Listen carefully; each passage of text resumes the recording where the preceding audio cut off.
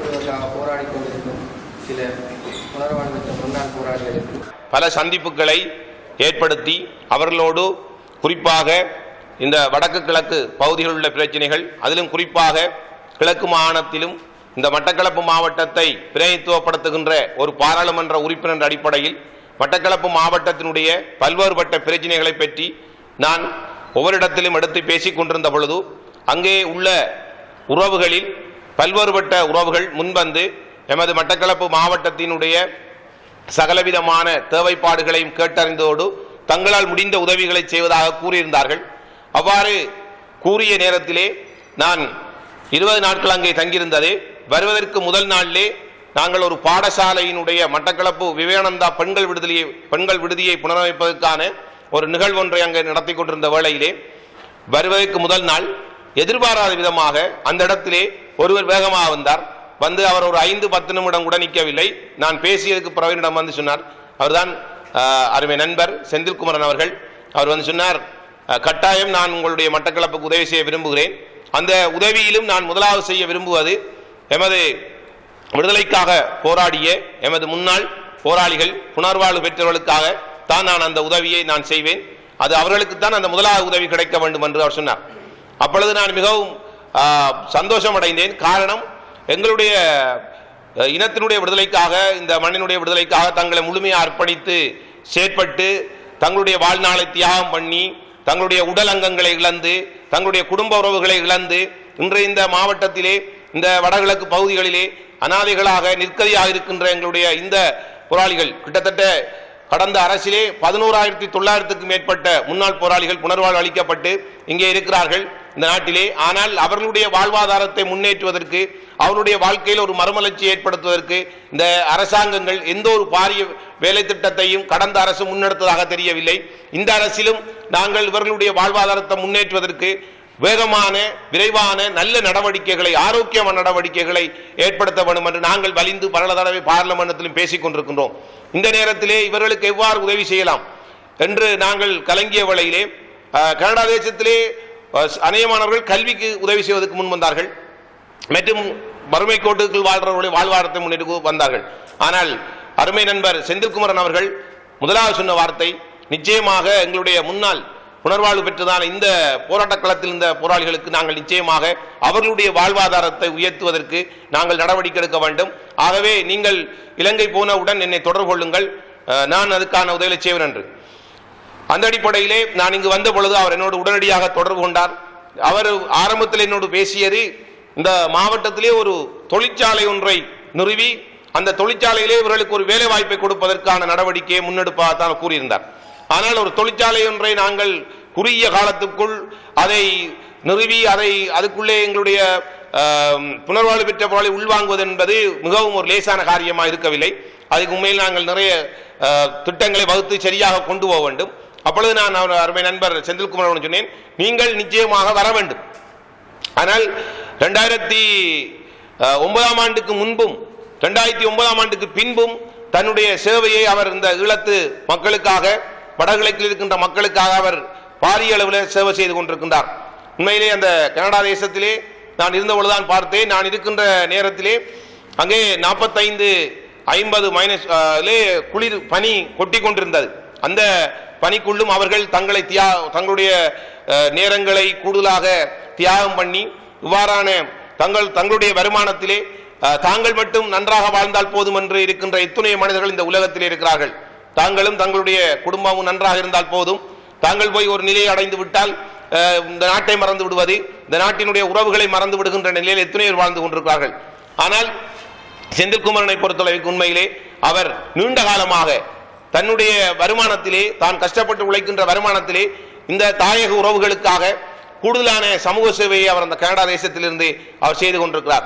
ஆனால் நான் நினைக்கின்றேன் செந்தில்குமரன் அவர்களை பொறுத்தளவிற்கு வடக்கு மாகாணத்திலே, வடமாகாணத்தில்தான் அவருடைய உதவிகள் கூடுதலாக இருந்தது. குறிப்பாக எங்களுடைய தமிழ் தேசிய கூட்டமைப்பு பார்லிமெண்ட் உறுப்பினர் அண்ணன் சிறிதரன் அவர்களுக்கு கூடாக பல உதவிகளை அவர் செய்து கொண்டிருக்கின்றார்.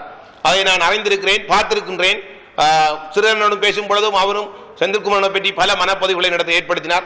வடமாகாணத்திலே அவருடைய உதவிகள் நீண்ட காலமாக நடைபெற்றுக் கொண்டிருக்கிறது. ஆனால் இவரை எப்படியாவது கிழக்கு மாகாணத்துக்கு கொண்டு வந்து இவர் மூலம் கிழக்கு மாகாணத்தில் இருக்கின்ற மக்களும் உதவியை பெற வைப்பதற்கு செய்ய வேண்டும் என்பதில் நான் கவனமாக இருந்தேன்.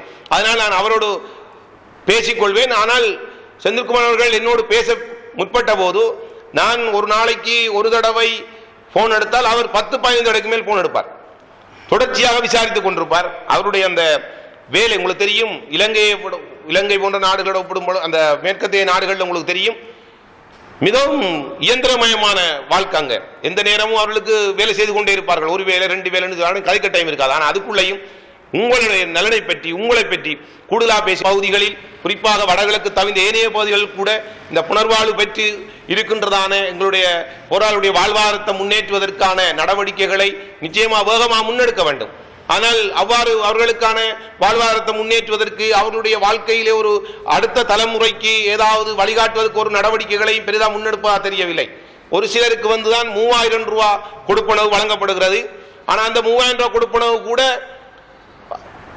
பெறாத எத்தனையோ எங்களுடைய முன்னாள் புனர்வாழ்வு பெற்ற போராளி இருக்கிறார்கள். இதுக்குள்ளேயே இருக்கின்றவர்களே எத்தனையோ பேருக்கு உண்மையிலேயே அந்த 3000 ரூபாய் கொடுப்பனவு கூட இல்லை.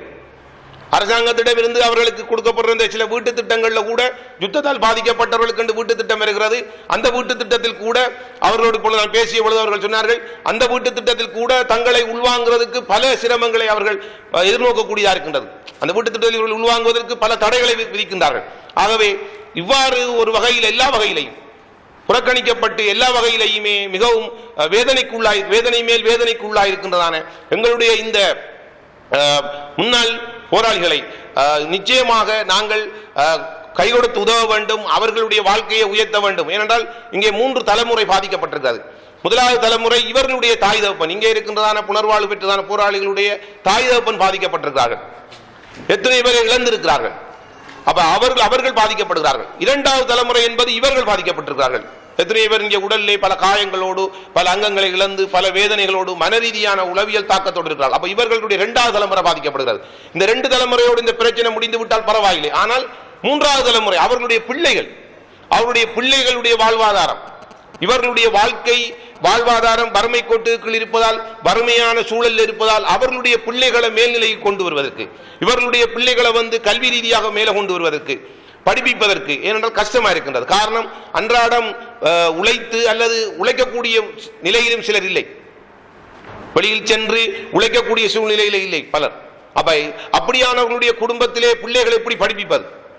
எப்படி அந்த பிள்ளைகளுக்கு 3 நேர உணவை கொடுத்து ஒரு நகர்ப்புறத்தில் இருக்கிற பிள்ளைக்கு சமமாக இந்த பிள்ளையோட வாழ்க்கை தரத்தை உயர்த்துறது, கல்வியில கொண்டு வர என்பது இவர்களுக்கு ஒரு பெரிய சவாலாக இருக்கின்றது. ஆகவே இங்கு ஒரு நம்முடைய சமூகத்தின் விடுதலைக்காக போராடிய இந்த முன்னாள் புனர்வாழ்வு பெற்ற போராளிகளுடைய வாழ்க்கை எடுத்து பார்க்கும் பொழுது 3 தலைமுறைகள் பாதிக்கப்பட்டு நிற்கின்றது. ஆகவே இது 4வது தலைமுறையும் கடந்து செல்லக்கூடாது. ஆகவே இதற்கு உண்மையிலே எங்களுடைய புலம்பெயர் உறவுகள் இன்னுமாக கை கொடுத்து உதவ வேண்டும். செந்தில்குமரனை போன்றவர்கள் நிச்சயமாக முன்னுக்கு வர வேண்டும். அதைத்தான் நாங்கள் விரும்புகிறோம். அதிலேயும் குறிப்பாக உண்மையிலே நாங்கள் சொல்ல வேண்டும், இன்றைக்கு வடமாகாணத்தை பொறுத்தளவிற்கு வடமாகாணத்தை எடுத்துக்கொண்டால், குறிப்பாக யாழ்ப்பாணத்தை எடுத்துக்கொண்டால், எப்படியாவது வீட்டுக்கு ஒரு 2 வீட்டுக்கு ஒருவராவது அல்லது 3 வீட்டுக்கு ஒருவராவது, ஒரு வீட்டுக்கு ஒருவராவது கனடாவிலே, சுவிஸ்லே, இங்கிலாந்திலே, பெரிய பெரிய வளர்முக நாடுகளிலே இருக்கிறார்கள்.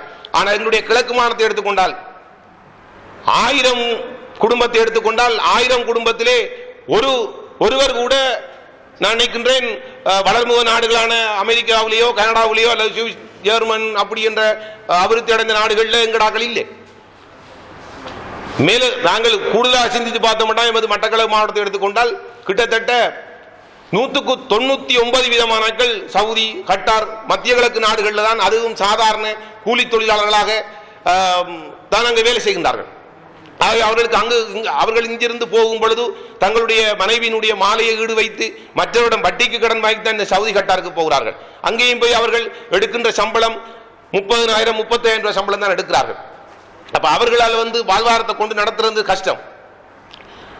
ஆகவே எங்களுடைய கிழக்கு மாகாணத்தை எடுத்துக்கொண்டால், கிழக்கு மாகாணத்து முன்னாள் போராட்ட காலத்தில் மிக பாரிய பங்களிப்பை இன்று இந்த நிகழ்வு நடக்கிற இடம் ஒரு முக்கியமான இடம். ஏனென்று சொன்னால் இந்த நிகழ்வு நடக்கிற இடங்கள் கூட 3 தசாப்த காலம் யுத்தத்துக்குள்ள முழுமையாக இருந்த இடங்கள். இதான் மட்டக்களப்பினுடைய படுவாங்கரை என்று அழைக்கப்படுகின்ற பகுதி. இந்த படுவாங்கரை பகுதியிலே வீட்டுக்கு ஒரு போராளி என்ற நிலை இருந்தது. வீட்டுக்கு ஒரு போராளி என்ற நிலை இருந்தது. எத்தனையோ மாவீர குடும்பங்கள் இந்த பகுதிகளிலே இருக்கின்றார்கள். ஒரு வீட்டிலே 2 பிள்ளைகள் இழந்தவர்கள் இருக்கின்றார்கள். நீங்கள் எந்த வீட்டுக்கு போய் சென்று விசாரித்தாலும் 5 வீடை எடுத்தால் குறைந்தது 3 வீடு 4 வீடுகளில் பிள்ளைகளை இழந்தவர்கள், ஆண் பிள்ளையை இழந்தவர்கள், பெண் பிள்ளையை இழந்தவர்கள் என்று இருக்கிறார்கள். இவ்வாறான ஒரு பாதிக்கப்பட்ட நிலையில் இந்த மட்டக்களப்பு மாவட்டத்தில் இருக்கின்றதானே எங்களுடைய புனர்வாழ்வு பெற்றதானே எங்களுடைய முன்னாள் போராளிகளுக்கு யார் உதவி செய்வார்கள் என்ற நிலையிலே, ஏனென்றால் வடமாகாண யாழ்ப்பாணத்தை பொறுத்தவரைக்கு ஏதோ அடிப்படையில் அங்கே போகின்ற உதவிகளும் போதாக இருந்தாலும், ஆனால் அந்த உதவிகளோடு ஒப்பிடும் பொழுது எங்களுக்கு எந்த உதவிகளும் இங்கே பெருசாக கிடைப்பதாக இல்லை. ஆனால் அந்த நேரத்திலே உண்மையிலேயே நான் நினைக்கின்றேன், நான் ஒரு பார்லமெண்ட் உறுப்பினராக வந்து தற்பொழுது 8 மாதங்கள் கடந்து போகின்ற இந்த சூழலிலே முதல் தடவையாக மட்டக்களப்பு மாவட்டத்திலே கனடாவில் இருந்து வந்து எங்களுக்கு இந்த அதுவும் குறிப்பாக ஸ்பெஷலாக விசேடமாக எங்களுடைய முன்னாள் போராளிகள், புனர்வாழ்வு பெற்ற முன்னாள் போராளிகளை தெரிவு செய்து உதவி செய்ய இந்த முதலாவது மனிதர் என்று சொன்னால் எங்களுடைய செந்தில்குமார் தான் இருக்கும். அவருக்கு இந்த இடத்திலே நாங்கள் எங்களுடைய பாராட்டுகளை தெரிவித்துக் கொள்கின்றோம். ஆகவே என்னை பொறுத்தளவிற்கு வந்து அவர் நீண்ட காலம் உள ஆரோக்கியத்தோடு இருக்க வேண்டும், அவருடைய குடும்பத்தாரும் மிகவும் சிறப்பாக இருக்க வேண்டும். இவ்வாறான நல்லவர்கள் இருந்தால்தான் தொடர்ச்சியாக எங்களுடைய உறவுகளுக்கு நாங்கள் முடிந்தளவு உதவிகளை பெற்று இவர்களுக்கு செய்ய முடியும். அதிலும் அவர் நான் நினைக்கின்றேன், கடந்த முறை கிளிநொச்சியிலே அவர் வந்து யுத்தத்தால் பாதிக்கப்பட்டு புனர்வாழ்வு பெற்றதான எங்களுடைய போராளிகளுக்கு